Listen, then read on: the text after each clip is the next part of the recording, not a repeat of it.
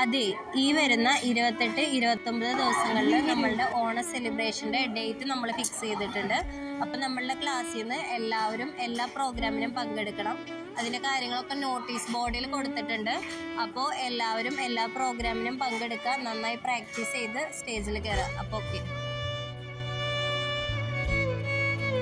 എടാ നീ വന്നോളൂട്ടാ. ഞാനില്ലടി. എന്താടാ?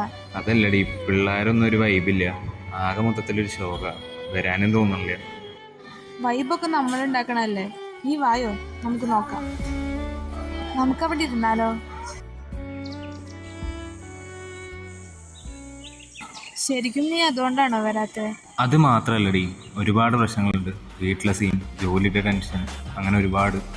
ഇതിൻ്റെ ഇടയ്ക്ക് ആഘോഷിക്കാനൊന്നും തോന്നുന്നില്ല.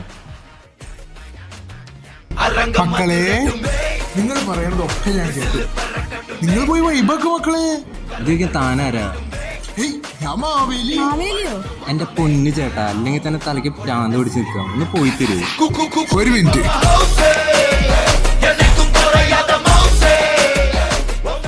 അപ്പൊ എന്താ ആവേശത്തില്? 2 ദിവസം മുമ്പ് ലീവ് എടുത്തിറങ്ങിയതാ നിങ്ങളുടെ ഒരുക്കങ്ങളൊക്കെ കാണാൻ. മക്കളെ, വർഷത്തിൽ ഒരിക്കലല്ലേ നമ്മൾ ഓണം ആഘോഷിക്കുന്നുള്ളൂ. നിങ്ങൾ പോയി എല്ലാരും വിളിച്ചോണ്ട് പോവാ, ഞാനുണ്ട് നിങ്ങളുടെ കൂടെ. പ്രശ്നങ്ങളും പരിഭവങ്ങളും മനുഷ്യ ജീവിതത്തിൽ സഹജമാണ്. ഇതെല്ലാം കഴിഞ്ഞ് ആസ്വദിക്കുക പ്രാവർത്തികമല്ലല്ലോ. ആഘോഷങ്ങളെന്നും മാറി നിൽക്കുന്നവരുടേതല്ല, മാറി നിൽക്കുന്നവരെ ചേർത്ത് പിടിക്കുന്നതാണ്.